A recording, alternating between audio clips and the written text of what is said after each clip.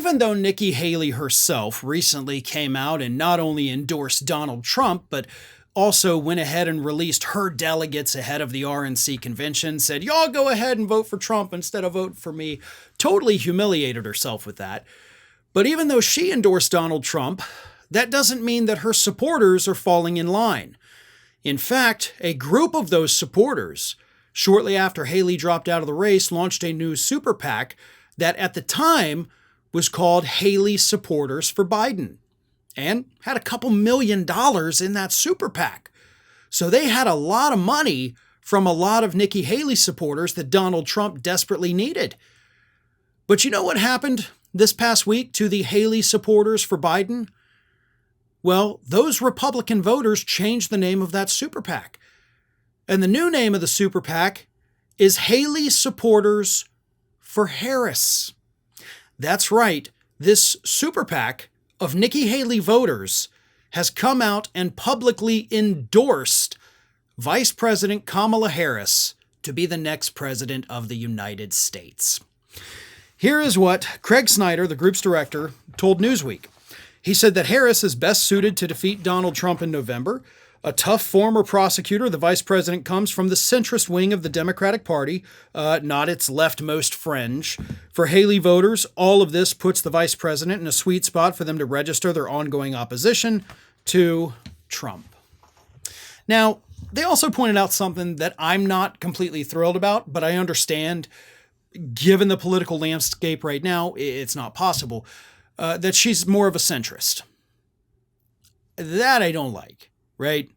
I want a hugely progressive person to take over the White House. But this country is not prepared to vote for somebody like that. So even though I know that that is what is best for this country, even though I know that that is what I want, I know it's not what we can have this cycle.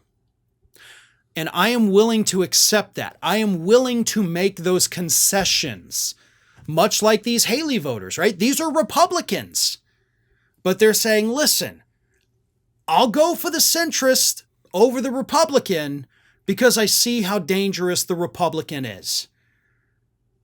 And I'm kind of the same way. It's like, look, I'm a leftist, but I will go for the centrist because I see how dangerous the Republican is. And I don't have anybody, that represents my values as well as the centrist does. And again, I am not a centrist by any stretch of the imagination. But we got to do what wins at this point. Not because we need to do our team sports and Democrats have to win because Democrats need to win. No. It's because of the danger posed by the other side. That's what terrifies me. Project 2025.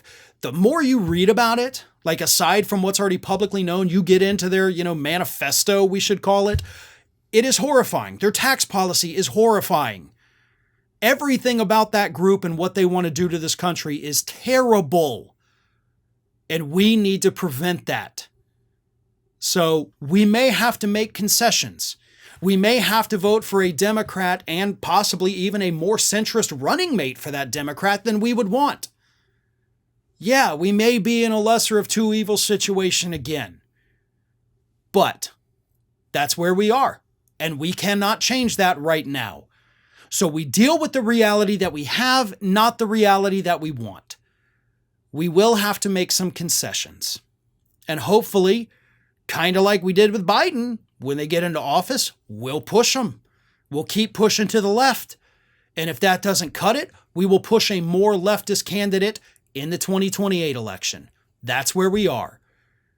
If the Republican moderate voters are willing to make concessions, then those of us on the, further part of the left need to do the same thing. Because what is on that other side is truly dangerous for this country, and we cannot let that win. America's Lawyer has launched its own YouTube channel. Now, this channel, of course, is still in its early phases of development, but you can help grow it by subscribing. Just go to youtube.com/TheAmericasLawyer, and you'll get all of the great content from Mike Papantonio and myself that we produce every single week.